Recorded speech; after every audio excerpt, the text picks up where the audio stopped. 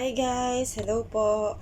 Ngayon po magluluto tayo ng simpleng beef stir fry with veggies. So ito po ang ating mga kakailanganin. So ito, ang gamit ko po rito is sirloin strips para manipis lang. Then wala po akong broccoli, so snow peas pong ilalagay ko. Meron din po tayong carrots, red bell pepper, red onion at saka green onion. Para naman po sa sauce, kakailanganin lang natin ng soy sauce, ng oyster sauce, sesame oil, konting honey, at saka ito na bali siya, natimpla ko na siya. Nilagyan ko siya ng grated ginger para medyo may konting kakaibang taste. So ayan po. So ayan guys, nagpapainit na ako ngayon ng ating pan. Nilagyan ko siya ng konting olive oil. At i-stir fry po natin yung ating beef. Kung mapapansin nyo po, may mga puti po siya dahil po cornstarch po yan. Nilagyan po siya ng cornstarch para pag in-stir fry natin siya, hindi siya ganun katalsik at the same time, magiging maganda yung texture niya. Hindi po siya medyo lump yung mga meat. Pag-iwan nyo lang po siya, medyo nagdikit siya dahil nga doon sa cornstarch.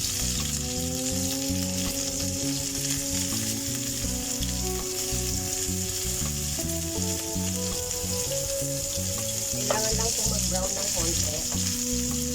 Mag-brown lang natin siya. So, ayan guys, nag-brown na siya. Nag-heat natin. So, set aside lang muna natin siya.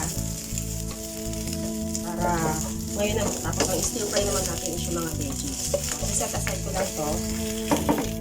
So, ngayon naman, ang stir fry natin is yung mga veggies. So, nilagyan yung ating green onion.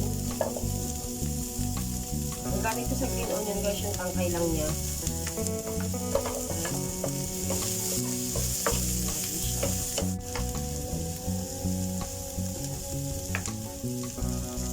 Stir lang. So yan guys, medyo okay na yung ating carrots. Pwede na natin ilagay yung ating bell pepper.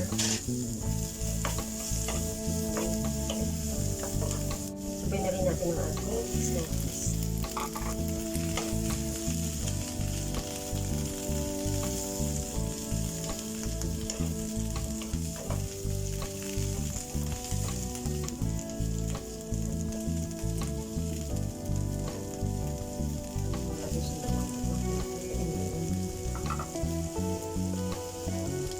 Maya ilalagay na natin yung ating sauce. Meanwhile, Ito guys, ilalagay na natin yung ating sauce.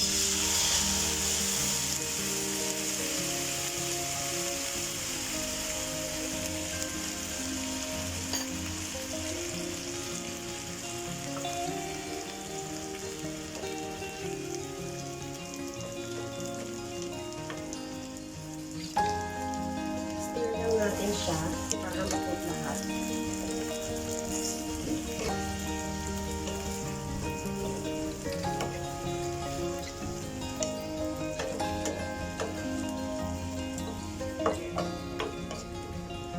Ayan na natin matuto yung ating mga veggies.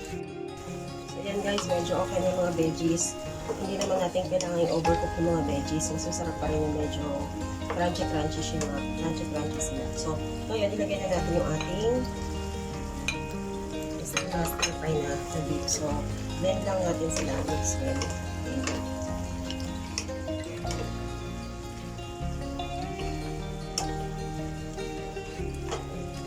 Siguro mga 2 minutes more. Hayaan lang natin ma-absorb ng meat yung sauce na nilagay natin kanina. So, yan. Hayaan lang muna natin siya. A minute or 2. So, ayan guys. Dito na ang ating beef and vegetable stir fry. So, ayan. Masarap po sa steam rice. So, ayan guys. Thank you for watching and hope you continue supporting our Jack Escapades. Please watch, share, and sa mga hindi pa po nakaka-subscribe, please do subscribe. Maraming salamat po and God bless everyone.